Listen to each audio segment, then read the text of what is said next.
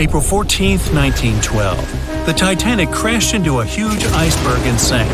Yep, we've covered that. But what if this time we use the ice to bring the ship to the surface? This requires several thousand feet of wire mesh and a lot of liquid nitrogen.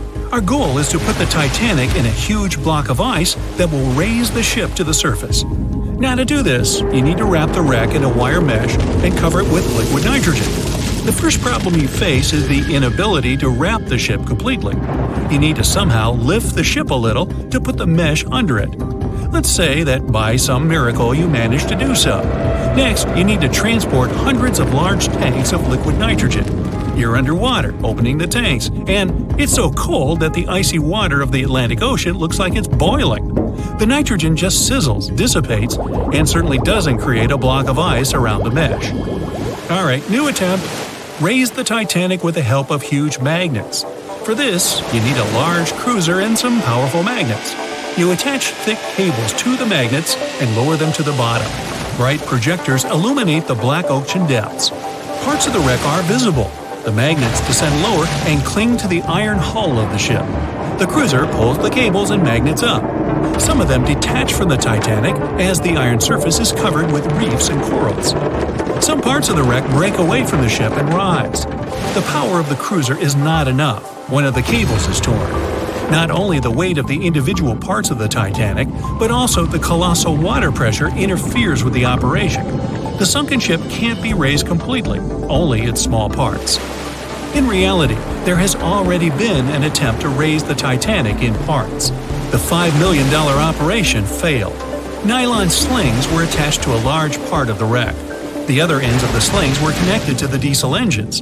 For the entire operation, they used a mini submarine. A piece of the Titanic weighing 21 tons was pulled up, but one of the slings broke because of the strong water pressure.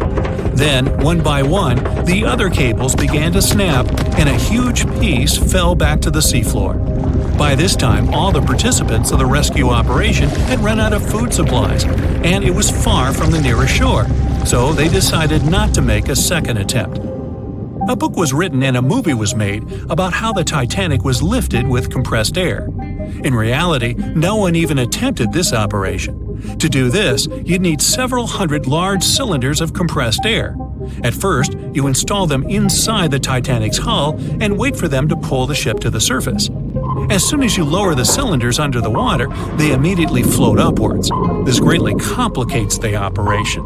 You need to fasten the cylinders with cables and pull them down to the bottom using a powerful submarine, or better yet, several of them. Because of the high pressure, the cylinders might burst. In this case, the blast wave would hit other cylinders and provoke a catastrophe.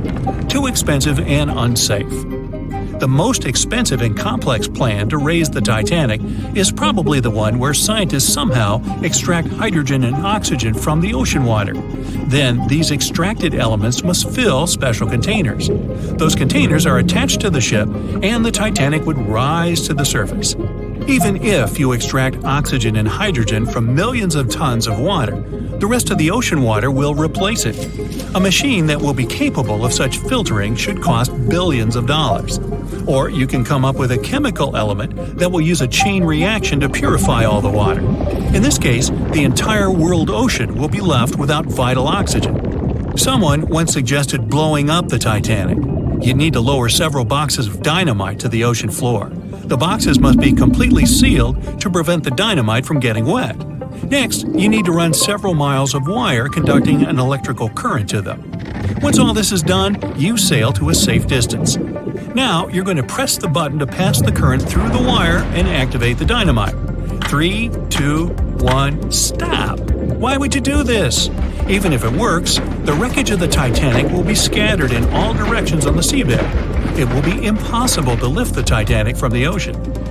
Imagine a huge hook that can fetch the Titanic and lift it from the bottom like a fish.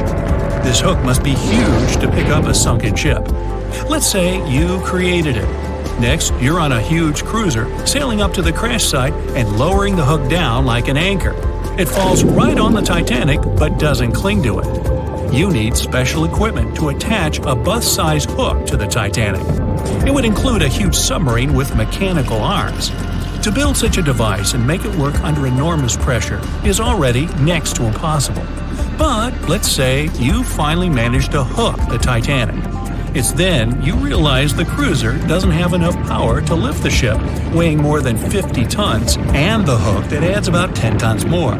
To complete your task, you'll need a few more cruisers and a few extra $1 million. Once hot wax cools, it hardens and floats on the water surface. What if we deliver it to the ocean floor and pour it inside the Titanic? This may work, given that wax is not an expensive material. So you melt the wax, pour it into strong tanks, and pull them to the bottom with the help of a submarine. The tanks can withstand enormous pressure, and the submarine has enough power to lower the wax to such a depth. The containers are placed inside the Titanic. Through a remote control, you open the containers, but the wax doesn't pour out. The deeper you go, the colder the water gets. While you were delivering the containers to the ship, the wax was cooling down and getting solid inside. Several containers are pressed against the top of the ship, but it's not enough to lift the Titanic. Other containers simply float away to the surface. And even if the containers were thermostatic and kept hot inside all the time, once released, the wax would solidify in an instant. There would just be no time for it to spread and cover the Titanic from within, so it would just float up as well. Alright, you fill several large and sturdy bags with Vaseline. This substance acts just like wax in the cold. It gets solid and floats. You want to put bags all over the Titanic and just wait for the Vaseline to bring it up. You load the bags into the submarine and descend to the ocean floor. Some parts of the ship can't be reached because of the clinging corals. You decide to unload all the bags in one place, but as soon as you take Vaseline out of the submarine, the bags tear due to the strong pressure. Solid pieces of Vaseline float up, pushed by the water. Mission failed. The craziest idea is to fill the Titanic with millions of ping pong balls. Small plastic balls filled with air should push the ship to the surface. But as soon as you start to lower them to the bottom, the plastic immediately flattens and all the air from the balls pops out. You can deliver the balls inside a submarine, but once you put them inside the Titanic, the pressure will crush them again. Also, you can create balls made from strong ultralight material and fill them with air. In this case, you will need much more money. As soon as you put the balls inside the ship, some of them will immediately slip through the holes in the ship, and the remaining ones won't be enough to lift the wreck weighing more than 50 tons from the bottom. Well, to study the Titanic, you don't need to go down to the ocean floor.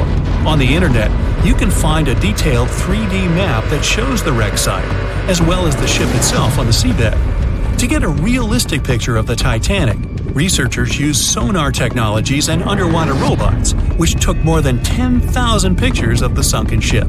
So, what do you think? Leave it alone? Yeah, me too.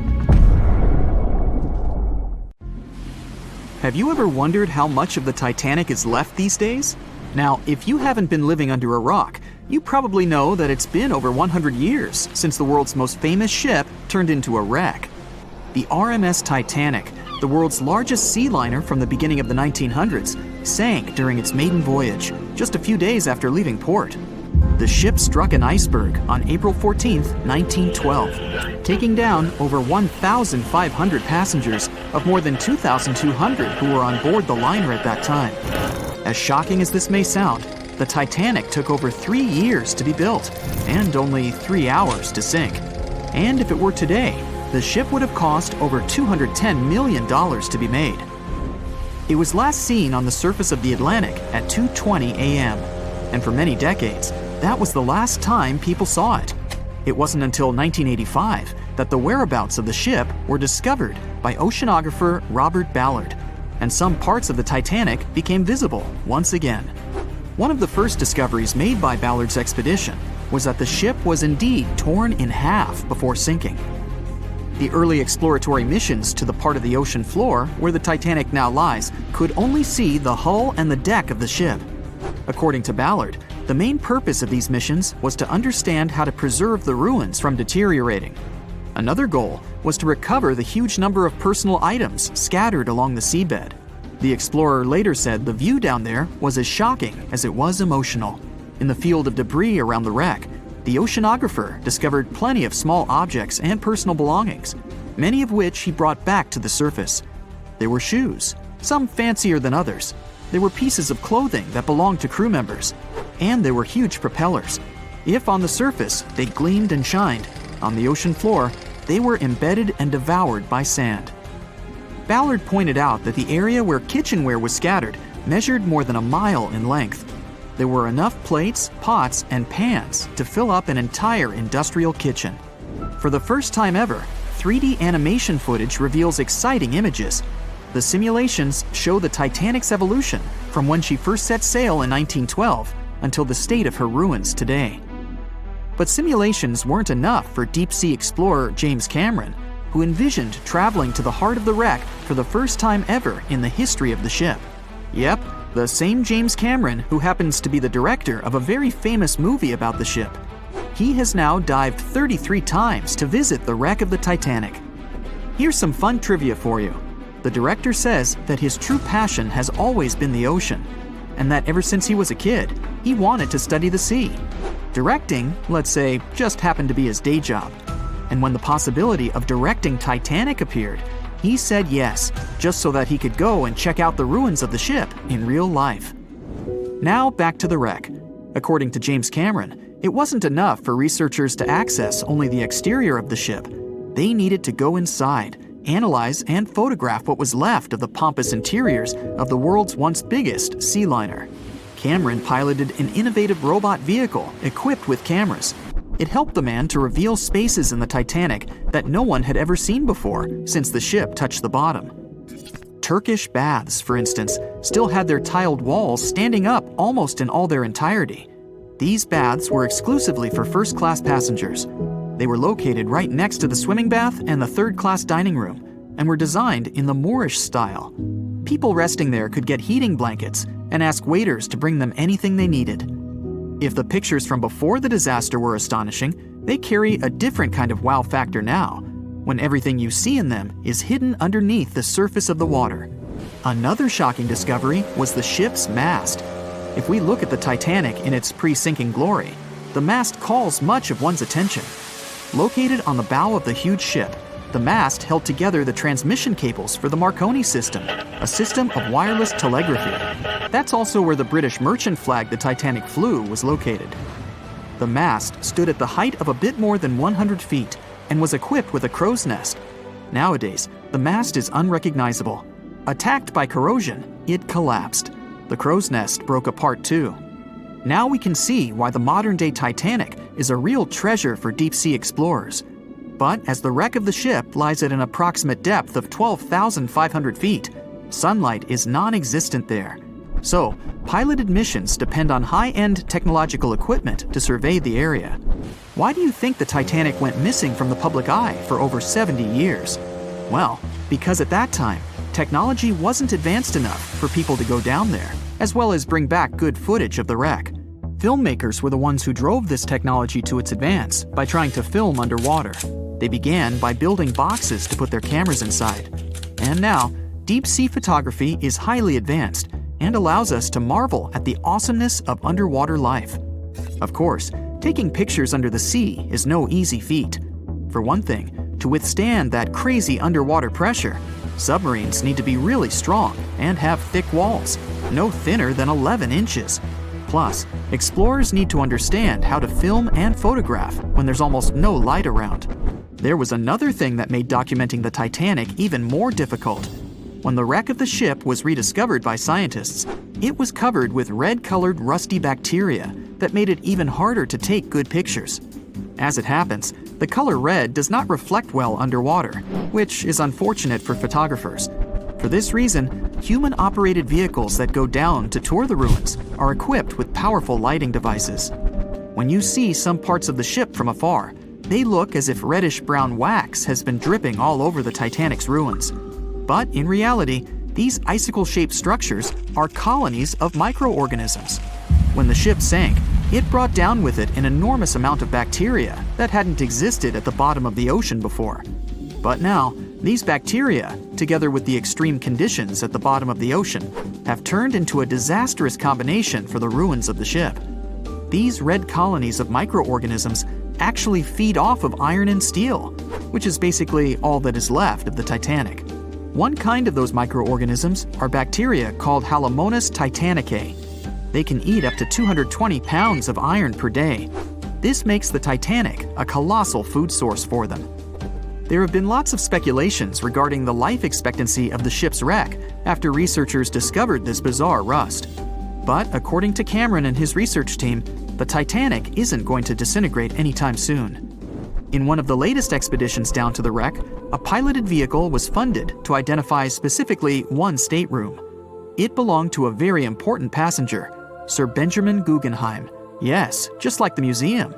Guggenheim was the son of a mining magnate and a member of the elite group that boarded the transatlantic journey of the Titanic. Born in Philadelphia, Guggenheim was traveling back home to the US. But, as we all know, he never made it to his final destination. For the price that ranged from 400 to 800 pounds back in 1912, the equivalent of 84,000 pounds nowadays, one could book accommodation that was called a stateroom. Staterooms on the Titanic were the most luxurious kind of first-class rooms. They were located on the B or C decks and were decorated in more than 11 different styles, ranging from Jacobean, Georgian, Italian Renaissance, and the list goes on.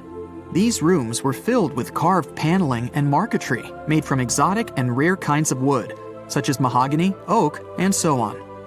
Guggenheim occupied one of these luxurious rooms, and 100 years later, one of his descendants funded an entire mission just to locate the precise stateroom the man stayed in. This expedition turned into a documentary for National Geographic, and they did manage to identify which stateroom was Guggenheim's, so kudos for them.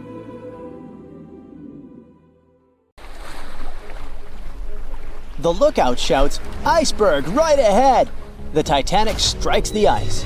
Water starts flooding in. Third-class passengers are locked up. There aren't enough lifeboats for everyone. Panic sets in. Violins are playing. The ship sinks. Well, we all know the story of the movie Titanic like the back of our hand by now. But what if I told you that Hollywood lied to us? To tell the real story of what happened that freezing night in 1912, we need to rewind a bit. The lookout shouts, "Iceberg right ahead!" Yep, that part was true. Just before 11:40 at night, Frederick Fleet noticed something darker than the sea directly ahead. As the ship got closer, he realized it was an iceberg. The engines were quickly reversed and the ship turned sharply. Instead of hitting it head-on, Titanic scraped along the side of the berg, sprinkling ice on the forward deck. If you remember, in the movie, Jack and Rose are having a romantic moment when they feel the ship shudder after hitting the iceberg. Everything shakes as if they were in the middle of a light earthquake. Some real-life passengers reported feeling something similar after the impact, but according to Titanic survivor Frank Prentice, it wasn't exactly like that. He said there was no impact as such, and it all felt more like slamming on your car brakes. The ship stopped, and that was that. Some people even slept right through the collision, confirming that there wasn't such an abrupt impact. Mr. Prentice, curious about what had happened, left his cabin and went out to the deck. When he got there, all he could see was a little ice on the surface, not the towering iceberg that Jack and Rose saw.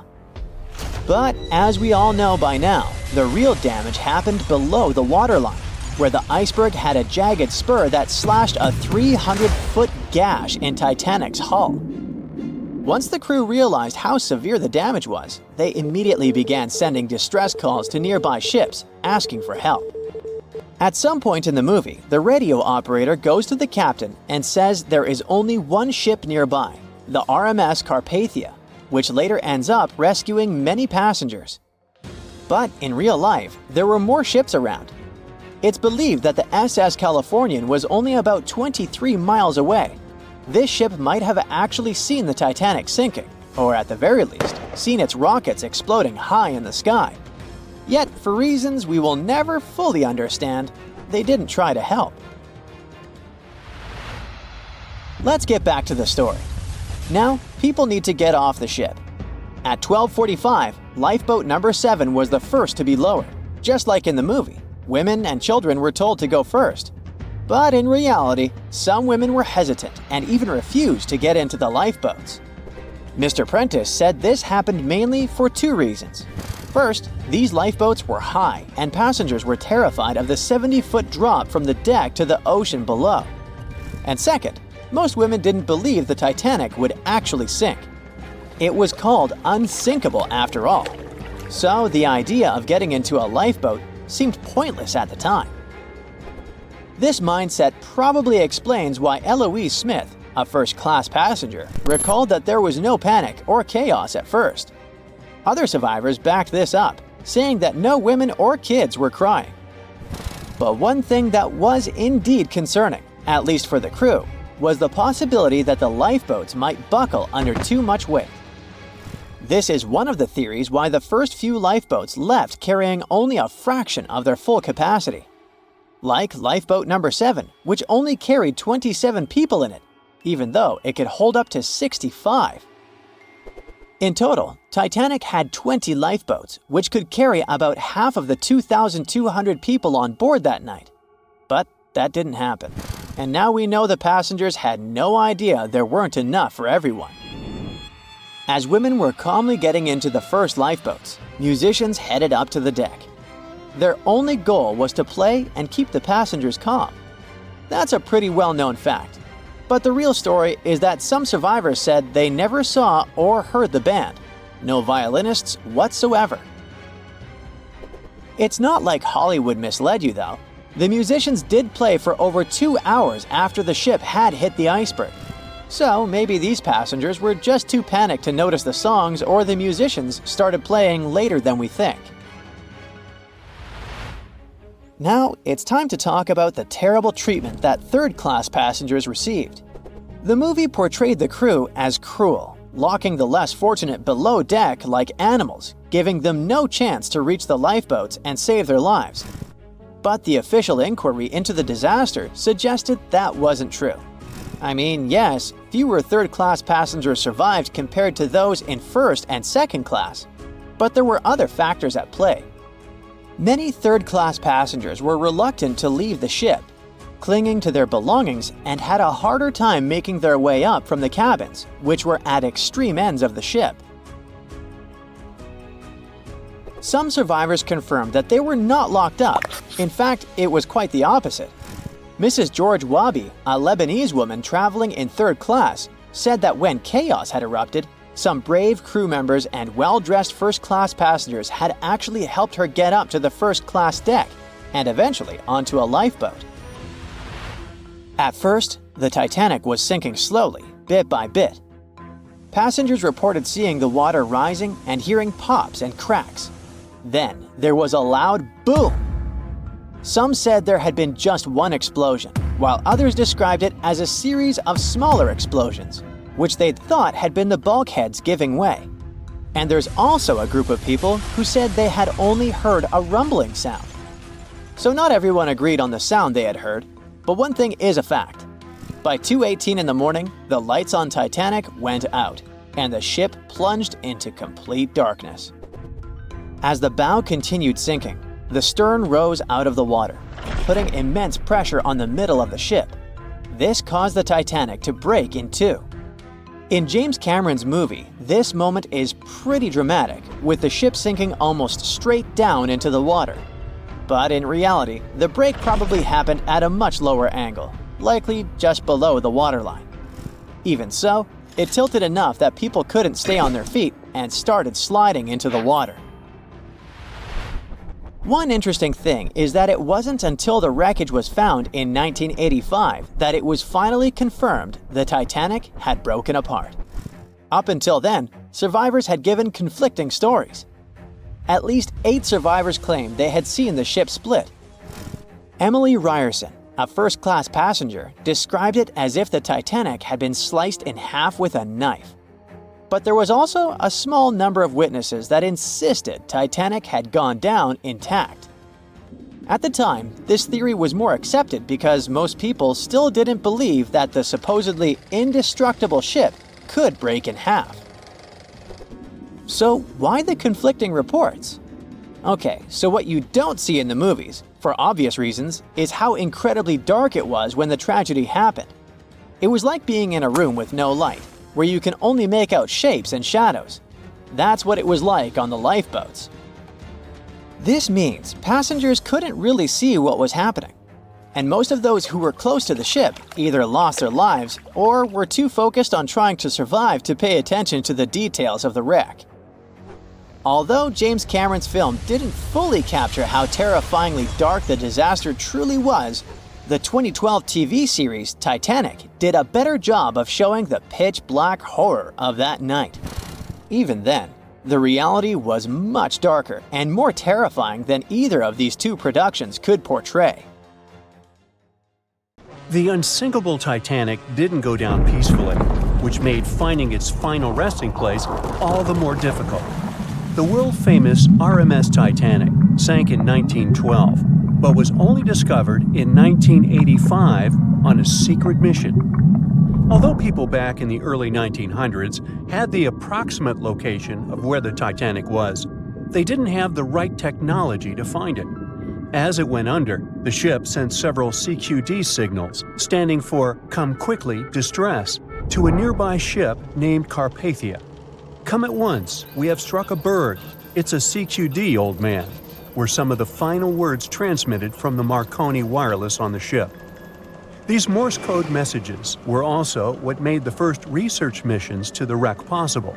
RMS Carpathia found the lifeboats filled with Titanic survivors, but the world also desperately wanted to see what became of the famous liner. Fast forward to 1953. That's when the first serious attempt to find the Titanic wreck happened. A man named Risdon Beasley tried using a loud eruptive device to locate the ship. It sounds weird, but there's science to back it up. When dynamite goes off, the waves from the detonation hit the bottom of the ocean floor. With the help of sonars, scientists would be able to locate if there was anything solid at the bottom of the ocean. But Beasley had no luck. Another 20 years would pass before oceanographer Robert Ballard would make his attempt to locate the Titanic. Ballard had a bit more luck than Beasley. Over the previous years, underwater technology had gotten more funding and so worked much better. He tried it the first time in 1977. Ballard partnered with the Woods Hole Oceanographic Institution on a mission to map the ocean floor. While the institute hired him to test out their new mapping technology, Ballard's intention was to go a little further and find the Titanic wreck. In the middle of this new technological ship, there was a hole that allowed for a long pipe to be extended into the water just above the ocean floor. Attached to the end of this pipe, Ballard installed a pod with sonars and cameras. They thought they were in for something big, and so they took the ship to sea to run some tests. That's when, on a trial run, adversity struck. The drill pipe broke, sending all of their expensive material to the bottom of the ocean floor, just like the Titanic. When Ballard failed, another important character came into this story, a man named Jack Grimm, an eccentric oil tycoon. Grimm had become famous for trying to find things such as Noah's Ark, the Loch Ness Monster, and Bigfoot. He also tried to prove the hollow Earth theory, that says that the interior of Earth is entirely hollow and hosts underground cities and nations. His search consisted of trying to find a large hole on the North Pole, and thus venturing inside the hollow Earth. After his attempts failed, he set his eyes on the jewel liner that had sunk, the RMS Titanic. Grimm had the money, but he didn't have the know-how. So, as a billionaire, he made a big donation to Columbia University and asked in return to use some of their equipment. He hired a team of highly qualified scientists to help operate the machinery. Here's where it gets a little strange. Jack Grimm was a believer in folklore and non-conventional ways of doing things.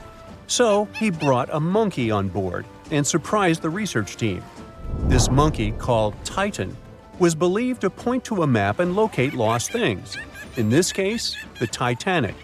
The scientists went crazy when the monkey appeared and told Grimm it was either them or the monkey. This expedition left Florida without Titan. Yes, there would be no monkey business. They set the course to the exact location of Titanic's last distress signal. They arrived, examined every inch of the ocean floor, but still found nothing. Grimm's first expedition lasted 3 weeks, but unfortunately, they found absolutely nothing. They tried a particularly good search method known as mowing the lawn, where they mimic such movements to map every inch of a larger area around Titanic's distress coordinates. The reasons for failure were important defects in the equipment and terrible weather. That's when that prior searcher of the lost Titanic came back into the picture, Robert Ballard. He didn't have the millions Jack Grimm had, but he had one thing going for him. The marine geologist was working closely with the U.S. Navy to locate 2 nuclear submarines which had sunk in the 1960s.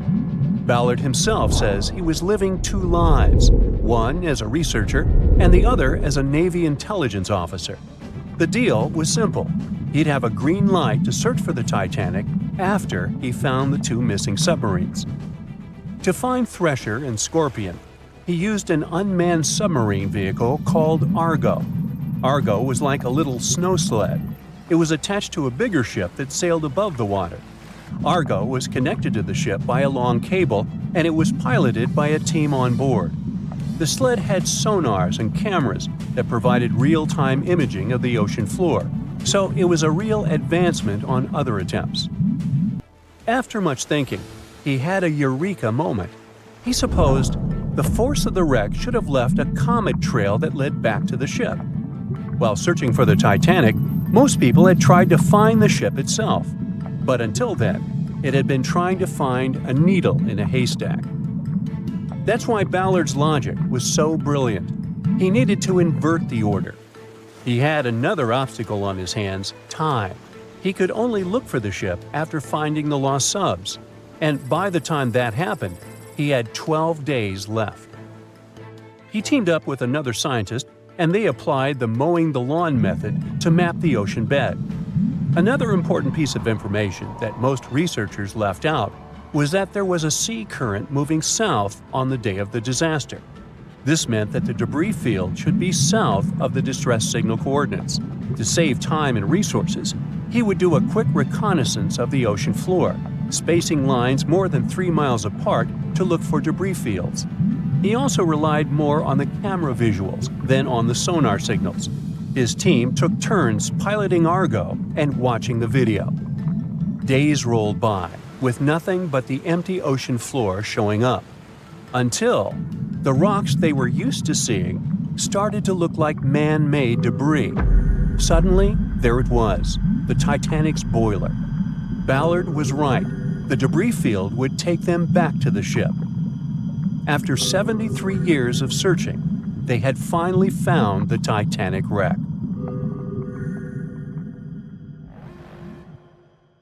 It seems like we all cried watching the heartbreaking goodbye of Jack and Rose from the Titanic. Oops, spoiler, sorry. But the real-life stories from the sinking of the famous ship were no less touching. Joseph Laroche was born in 1886 in Haiti to a wealthy family. He was growing up without a dad, but his mother was a self-made woman and a respected merchant. His uncle was the head of his country.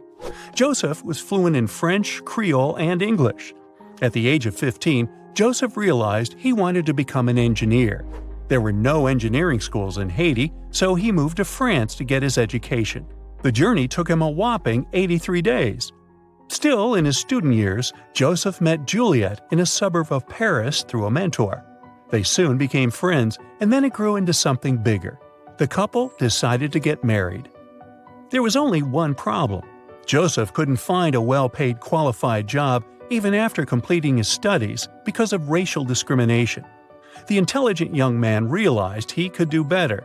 Plus, he needed to provide for his growing family. His 3rd kid was on the way. His uncle back in Haiti promised he'd help Joseph secure a job as a mathematics professor. His mother was overjoyed that her son and his family would be living in Haiti. She bought them first-class tickets for the French liner La France as a reunion gift. But that liner had really weird rules separating parents from their offspring for meals. The Laroches didn't want to leave their youngsters and make them feel sad on a trip across the ocean. So they decided to trade their first-class tickets for La France for second-class tickets for RMS Titanic's maiden voyage. The Titanic was all the hype, and it didn't separate families, so it looked like a great deal. They planned to change for another ship in New York that would take them straight to their final destination in Haiti. The family boarded the Titanic on April 10, 1912, at Cherbourg. They had 3 days to enjoy the luxurious staterooms, a dining salon, a library, and 3 outdoor promenade decks available to second-class passengers. Juliet sent a letter to her father from Titanic's final stop in Queenston, Ireland. She told him they were more than happy with the accommodation. They had 2 bunks in their cabin and a couch that converted into a bed for their youngest family members. The family made friends with some nice co-passengers with whom they had traveled together from Paris. She thought they had been the only other French people on board, so they sat together for meals. Juliet mentioned they had all spent time together on the deck of the liner. She also wrote the people on board were friendly, although some sources say the family had gone through quite a lot of mean stares, gossip, and remarks. On the night of April 14th, their exciting journey came to an abrupt end. Even though Titanic's wireless operators had received warnings about drifting ice from nearby ships, the liner continued to plow ahead at full throttle. It was around 11:40 p.m. when Titanic's hull collided with the iceberg around 370 miles off the coast of Newfoundland. The practically unsinkable ship was severely under-equipped with lifeboats, enough for only about half of its 2,200 passengers. The nearest rescue ship, the Carpathia, was too far away to help. A steward woke up the Laroche family and took them to the lifeboats, as Juliet remembered later. She couldn't speak any English, so everything that was going on seemed even scarier to her. A little after midnight, the crew received the order to give priority to women and children when boarding the lifeboats. Juliet later remembered a terrible panic had begun, as people had been pushing each other to get to the desired seat. At some point, she felt they had pulled away her older daughter and thrown her into the abyss. A moment later, she had joined her Simone in the same emptiness. So, pregnant Juliet and her 2 daughters got spots in Lifeboat 14. But they had to say goodbye to Joseph as the boat was being lowered into the sea. He wrapped his coat around Juliet, saying she'd need it, and promised to get in another lifeboat and see her and the little ones again in New York. The 25-year-old Joseph Laroche didn't manage to stay true to his word. In a couple of hours, Titanic sank underwater, taking the lives of almost 1,500 people. Joseph was one of them. Juliet and the girls were among the 700 survivors who had been rescued by the Cunard liner Carpathia several hours later. Once they reached New York, they were looking through the crowds of people, hoping to see Joseph again. When it became obvious they wouldn't find him, it was time for them to decide what to do and where to go. Without any knowledge of English or money that had gone down with the ship, Juliet managed to survive in America only for 3 weeks, and then had no other choice but to go back to France. Joseph's uncle was no longer able to help them, as others had taken his life 4 months after the Titanic tragedy. In December 1912, Juliet gave birth to a son who she named Joseph after his father. For the rest of her life, she couldn't get over the loss of her beloved husband. That's why she didn't like to speak about what had happened on Titanic and told her children not to mention it. In 1995, a member of the Titanic Historical Society interviewed Louise, who was the last remaining Laroche child and the last French survivor of the sinking.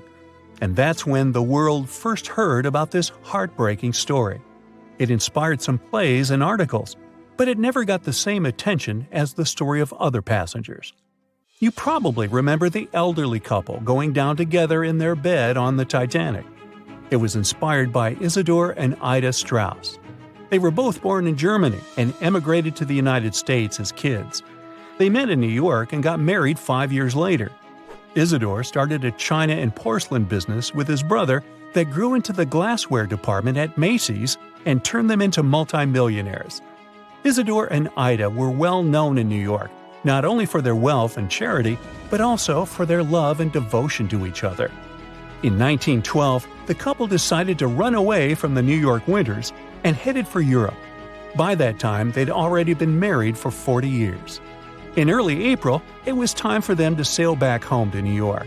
They normally traveled on huge German liners, but at that time, they couldn't resist the hype of everyone talking about that new luxury liner, the RMS Titanic. That's how they ended up in one of the first-class private suites at the top of the ship. The Straus couple spent their evenings dining in front of a live orchestra in a hall filled with fancy furniture and expensive wooden paneling. On the night of April 14th, they felt a slight tremor and then left their private suite and waited for instructions from the crew. They told the passengers not to lose their passes, as they'd need them when everyone got back on board. But the ship was going under. The Straus couple were standing next to Lifeboat 8. Mr. Straus, who was 67 at the time, was offered a seat with his wife because of his age. He refused it, saying he was not too old to sacrifice himself for a woman. He wanted to wait and make sure no women and kids were left behind. Ellen Bird, Ida's maid, hesitated before getting on the lifeboat, but Ida told her to go. She took the easy decision not to leave her husband on the sinking ship. Ida took off her beautiful mink coat and handed it to her shivering maid, saying she wouldn't be needing it anymore. Isidor didn't manage to convince her to save herself, so they stayed together till the end. Some of the surviving first-class passengers later remembered they had seen the couple standing peacefully on the deck, holding hands, just waiting. It was 11:39 at night when the Titanic's lookout shouted, "Iceberg, right ahead!" Swift action on the bridge to reduce speed and change the ship's course didn't help, and you already know how the story ends. Since then, we've regarded what happened to Titanic as a once-in-a-lifetime event. Is it though? The Titanic sank in 1912. Forget about fancy GPSs or weather satellites. At the time, ships were responsible for warning each other about the location of icebergs, like a "hey man, trust me on this" situation. Then the Titanic disaster happened. To call it a disaster is an understatement, so specialists felt the need to form an organization to avoid this kind of accident happening again. That's why, a year later, they created the International Ice Patrol, or IIP for short. Up to this day, this group has been responsible for giving ships advanced warnings about ice threats. IIP improved their methods over the years, from ship reports and aircraft patrols to satellite images. Recently, they've also been using oceanographic buoys, floating devices providing real-time information about ocean conditions up to 164 feet below the surface to predict the potential drift of icebergs. Luckily, IIP is doing an excellent job in reducing ship iceberg collisions. But don't get too comfortable, because even the most advanced detection equipment can't entirely avoid an unfortunate situation. Between 1980 and 2005, there were 57 incidents involving vessels and icebergs. And the chilling truth is that today's ships are more likely to run into an iceberg than the Titanic was. Studies have shown that 1,038 icebergs crossed the area where the Titanic sank back in 1912. You might think that's a lot, but scientists say it's not really a big deal. I mean, yeah, it's on the higher side, but there have been 14 years with even more iceberg activity since then. Nowadays, the number of icebergs is going up due to the accelerated melting of Greenland's glaciers. And since more ships are heading into polar waters, the chances of ships bumping into icebergs are higher. But the real danger for captains is invisible enemies, called growlers and bergy bits. Growlers are these small icebergs that can be the size of a regular door. And bergy bits are also considered small, measuring around the size of a school bus. These icebergs might seem harmless, but they're actually tricky since they can be completely invisible to radars or satellites. Let's see what happens when a modern cruise ship as big as the Titanic hits one of these small icebergs. Meet the Norwegian Sun, a luxurious cruise ship like Titanic, as it has the capacity to accommodate 2,400 passengers and more than 900 crew members. On July 2022, This cruise ship was on its way to Hubbard Glacier in Alaska when it found itself in the middle of a dense fog. Suddenly, passengers felt an impact and were terrified as the ship experienced a severe jolt. The fog immediately cleared and they realized what had happened. The Norwegian sun had collided with an iceberg of the growler type. But the outcome was entirely different from Titanic. Thankfully, there were no injuries, and both the passengers and staff reached the Alaskan docks safely. Expert divers checked the condition of the boat, and they discovered that the ship had suffered some damage after the collision, so the rest of the trip was canceled. Now don't stress about packing for your next trip across the Atlantic because accidents like the one with the Norwegian sun are really rare. I mean, it's common for ships to encounter ice, but what's unusual is for it to be a problem. Most modern cruise ships wouldn't get physically damaged by an iceberg, and there's a reason for that. You see, the steel used in the Titanic also played a significant role in the disaster. The unsinkable ship, after all, was not so impact-resistant. Back then, the Titanic's hull was constructed using around 2,000 steel plates, which are believed to have been produced in an open hearth furnace. As a result, the steel contained a high concentration of phosphorus, oxygen, and sulfur. High levels of these elements make steel brittle at low temperatures, causing it to fail upon impact. While the steel used on the Titanic was of the highest quality available at the time, it wouldn't meet the safety standards of modern ships, and it was approximately 10 times less safe than what today's vessels use. But the most significant difference between the design of the Titanic and a modern ship lies in how the hull is put together. You see, the Titanic was built using over 3 million rivets for its hull and upper deck structure. So, when it struck the iceberg, the rivets started a chain reaction, causing the entire section of the hull to collapse simultaneously, causing an uncontrollable flood of water. In contrast, modern ships use a method called submerged arc welding, which fuses the edges of metal pieces together, creating a strong and continuous bond. This is safer because if any part of the ship gets damaged, the tear doesn't spread, making things worse. The damage remains contained within that section. Okay, so small icebergs are becoming more common, and vessels have been adapted to deal with them. But there's still one more scenario to consider.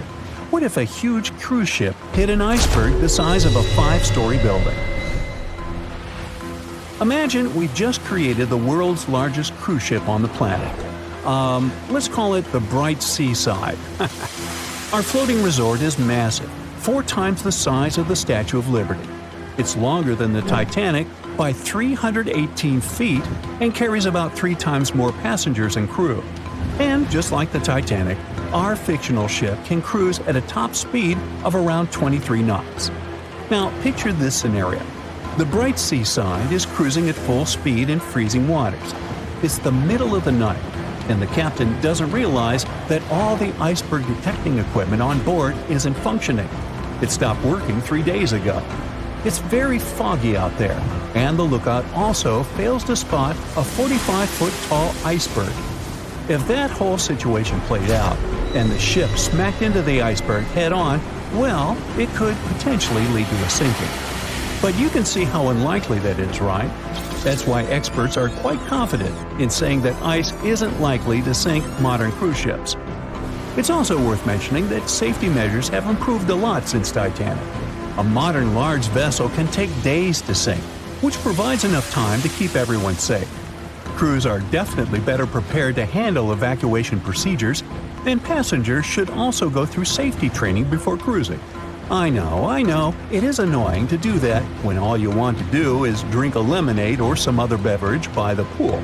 But, all these safety tips are what saved the MS Explorer from becoming a modern Titanic.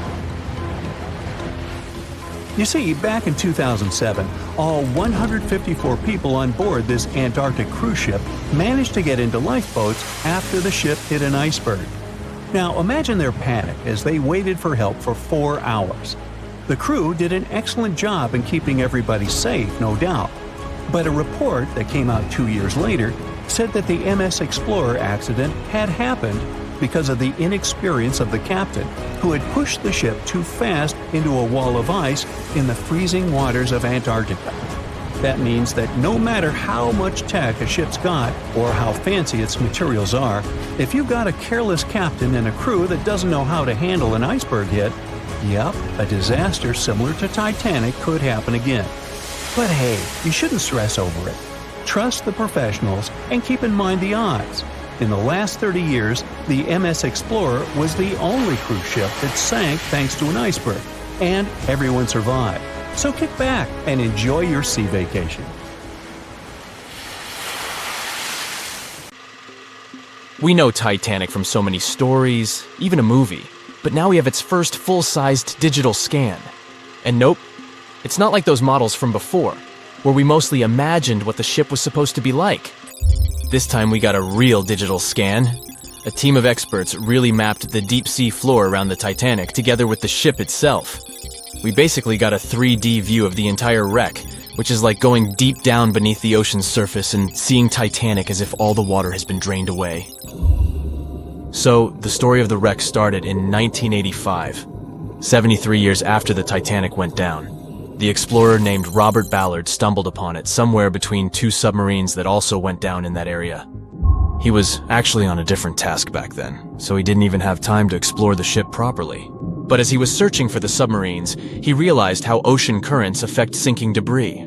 He noticed the heaviest object sank quickly and left a trail of debris behind, the trail that followed the currents. Using this knowledge, Ballard made a hypothesis the Titanic had broken in two and left a debris trail as it sank. Before he found the wreck, everyone thought the ship just went down in one piece after hitting an iceberg. So everyone knew where the ship was so the adventure could start, or not. It was hard to explore it. The ship is enormous, and the dark depths of the ocean make it really difficult to capture its whole body in one go. So we mostly relied on glimpses of the decaying ship, and had to settle with teasing scattered parts of the whole picture and filling it up with speculations and stories. But in the summer of 2022, we finally got something different. A team of experts from Magellan Loaded, a company specializing in mapping the deep sea, teamed up with Atlantic Productions, who were making a documentary about the project. They embarked on a mission to capture the complete view of the Titanic. They used submersibles. Those are vehicles that go underwater, remotely controlled by a team of skilled explorers. These submersibles dove deep into the ocean. It wasn't an easy job. They spent over 200 hours collecting information about the entire length and breadth of the wreck. It was like a real-life treasure hunt. But instead of finding gold and jewels, they took something even more precious. Over 700,000 images of the Titanic from every angle possible. Yup, they took photos of every tiny part of the ship, even the not-so-interesting bits most of us would usually skip.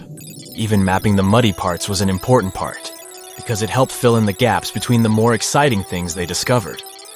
And this was a way for all of us to finally get a detailed 3D reconstruction. Even though it's been more than 100 years, you can still recognize the bow of the Titanic, covered in rust that hangs down like stalactites. On top of the bow is the boat deck, where a big hole gives us a glimpse into the empty space where the grand staircase once stood, like a window into the ship's glamorous past. Its stern is now a wild mess of twisted metal. As the Titanic went down, this part collapsed and spiraled into the seabed. The bow and the stern ended up separated by about 2,600 feet. There's a vast field of debris surrounding this giant, stuck on the seafloor. This debris is like a scattered treasure trove, full of intricate metalwork from the ship, statues, and even unopened champagne bottles. There are also personal belongings that went down together with the ship, like dozens of shoes resting across the seafloor. It was a tough task to do, go down and take all those pictures. It may not sound that hard at first, considering it was the vehicle that really immersed itself into such deep parts of the ocean, not the people. But studying the ocean is hard. We haven't explored, mapped, or even seen over 80% of it. The conditions are harsh, and the pressure becomes more intense the deeper you go. And their vehicle had to dive down to nearly 13,120 feet below the surface. That's like 12 Eiffel Towers stacked on top of each other. Plus, you have strong currents in that area, so it was probably like trying to navigate through a watery maze. And submersibles weren't supposed to touch anything. Even the slightest wrong step can damage the wreck that was already so fragile. It seems like the Titanic is frozen in time, so it will always be there waiting for us. But in reality, it's slowly disappearing. It's pretty obvious that the ocean water ruined it considering how long it has been down there. But it's not just that. The wreck itself has become a home for a specific type of bacteria Halomonas titanicae that even got named after the famous ship. These bacteria have a special ability. They can survive inside rusty formations known as rusticles. They kind of look like icicles, those spikes of ice that form when water falls from something and freezes. These bacteria have a taste for iron, which is abundant in the ship's hull. For them, it's like a real buffet down there. And as time goes by, these bacteria will keep eating away at the iron in the ship, bit by bit, until one day the feast comes to an end and the whole ship is gone. It's like a slow but steady recycling process. So this 3D model we got because of the hardworking team and technology comes at the best time because we never know how much time we have left with exploring the famous wreck. This time we might even understand the collision with the iceberg better. You know how movies always show the Titanic hitting the iceberg on its right side? Well, we can't even be certain about that. The scans could help us figure out if the ship actually grounded on the iceberg, like getting stuck on it. We can study the stern and analyze how the Titanic struck the seafloor. That will also help us understand what really happened during the sinking. Maybe we'll get a chance to discover if there was really a strong fire that sealed the fate of the Titanic. One theory says that the coal fire had been raging for a whole 3 weeks before the ship even took its first and last trip. And this could have made its hull weaker, which means most of the work was done. The iceberg just delivered the final blow. If there even was an iceberg, as some people wonder. There's an alternative theory they suggested where the Titanic may have actually hit a hidden mass of pack ice instead of a typical iceberg. Pack ice is made up of large sheets of ice that float near the ocean's surface and can be difficult to spot. They believe this pack ice might have drifted into the Atlantic from the Arctic Ocean. According to one professional mariner, Captain L.M. Collins, that stands up with that idea. If the Titanic had struck a regular iceberg, the ship would have sunk much more quickly than it did. And since the Titanic managed to stay on the surface for a relatively long period of time, less than 3 hours, maybe this was a different type of collision. The mariner also said there are differences in what people said they saw when the Titanic sank. He thinks these differences might be because of optical illusions. In this case, when people were looking at the ocean that night, the way the light was reflecting and the conditions at sea might have made things appear closer or distorted. So when they saw something in the water, it might not have been exactly what they thought it was. Whether it was an iceberg or something else. Binoculars might have helped the crew members to spot the potential danger, but unfortunately, they didn't have any. It appears they were locked inside a cabinet, and no one knew where the key was. Bet you never heard this story about the Titanic. So, this massive luxury ocean liner was heading out of Southampton on its first voyage to New York with over 2,000 passengers and crew on board. I'll spare you the details for now. You know how it all went down. Since there were a lot of things that went wrong during its short lifespan, some couldn't help but wonder, was it really bad luck? Or was there some mysterious force behind the ruckus? Well, for starters, right as it was leaving the harbor, the Titanic nearly crashed into another ship, called the SS New York. How did that happen? Well, 6 tugboats had to pull the massive Titanic into the river to begin its journey. Captain Smith was in charge, but let's be honest, he probably needed a few more cups of coffee before making any big decisions. So, as the Titanic was speeding along, minding her own business, she passed the New York and the Oceanic ships. The Titanic decided to make a left turn, but the suction was just too much for the poor New York. She started to drift off towards the Titanic. The Oceanic was leaning so much, her gangplank smacked into the water like a belly flop in the pool. Thankfully, the captain of one of the tugboats was there to save the day. He used his trusty megaphone to call the Vulcan to the port side of the Titanic to pick up some crew members. He then noticed the New York in trouble and acted quickly, throwing a line to slow her down. The Titanic's captain was probably scratching his head, wondering how to handle these big ships like the Titanic. That's because he'd only recently experienced sailing on larger ships. Close one, right? Well, it was just part of the story. As it turns out, the huge list of misfortunes might have started even earlier.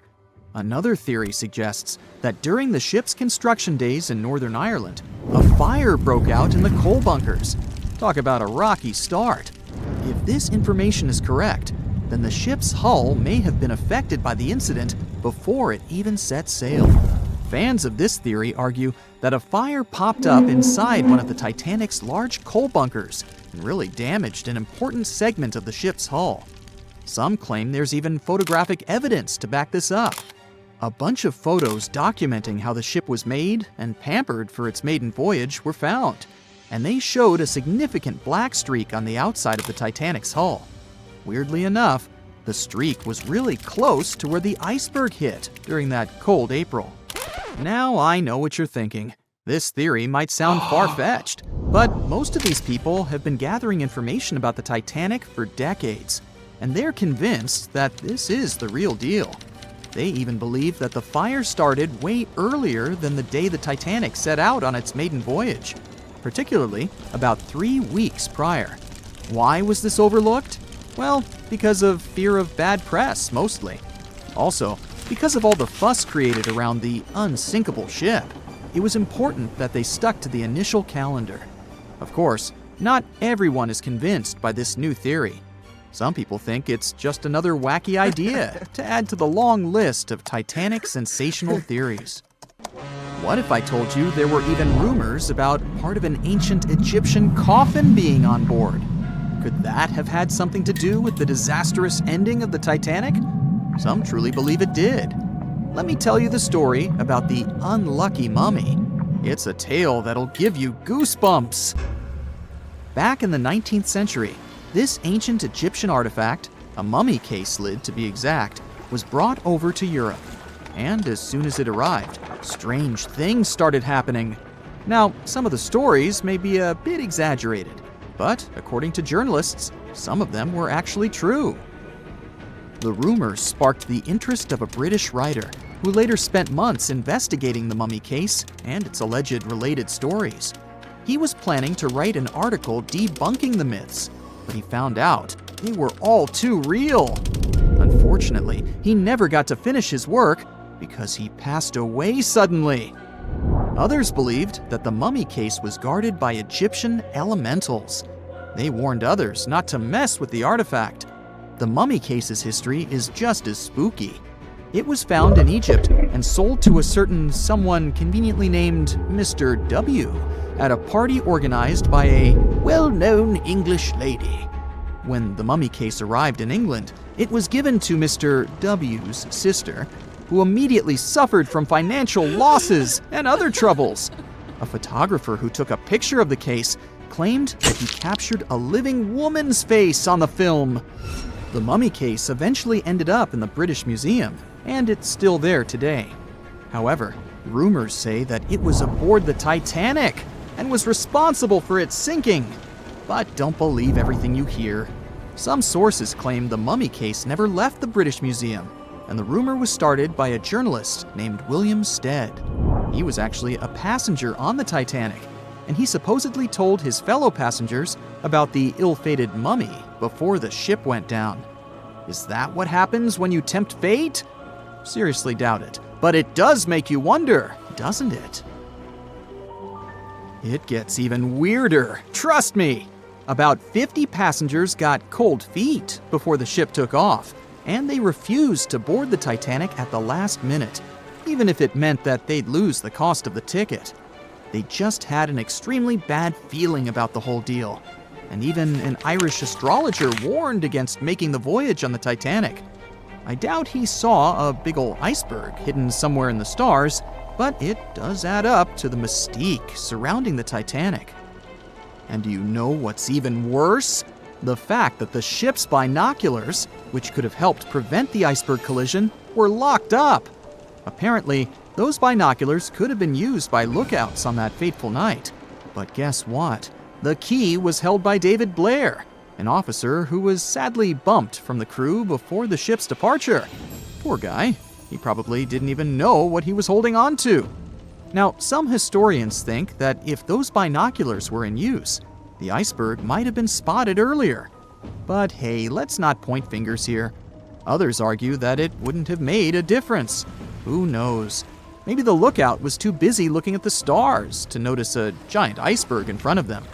But seriously, what were they thinking? Locking up the binoculars on a ship that big is like forgetting to pack sunscreen for a trip to the beach.